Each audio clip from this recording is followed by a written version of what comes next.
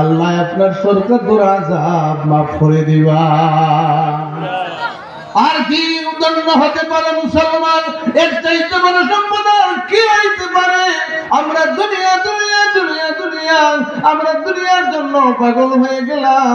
কানাডায় কোন দিন যাব, আর আমেরিকায় কোন দিন যাব, মালদ্বীপ কোন দিন যাব, ফ্রান্স কোন দিন যাব, ইতালি কোন দিন যাব।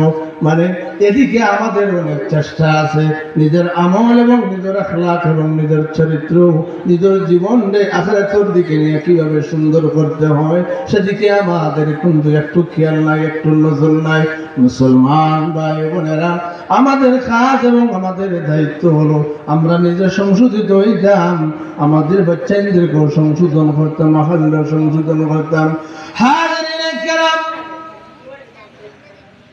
কোরআন যদি সহি করে না পড়া হয়, কোরআন যদি শুদ্ধ করে না পড়া হয় না মুসলমান, তাহলে জীবন বরবাদ হয়ে গেল, আমল বরবাদ হয়ে গেল। মানুষের শ্রেষ্ঠ সম্পদ হইল আমল, ঠিক কিনা?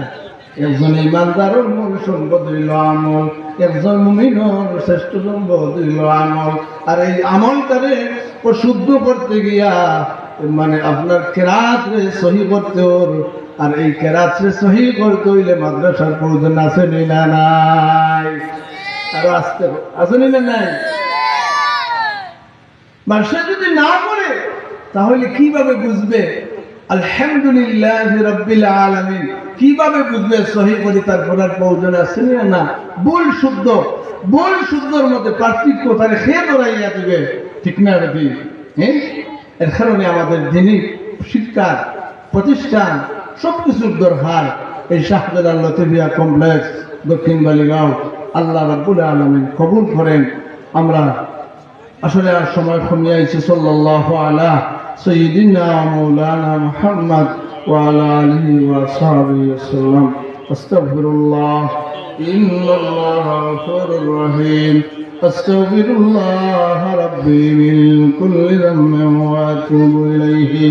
লা হাওলা ওয়া লা কুওয়াতা ইল্লা বিল্লাহিল আলিয়্যিল আযীম। আল্লাহুম্মা আমিন।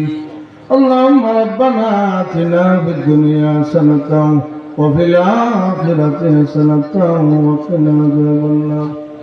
اجعل اللهم ثواب ما تلوه ونور ما قرنه هدية لروح سيدنا مولانا محمد صلى الله عليه وسلم.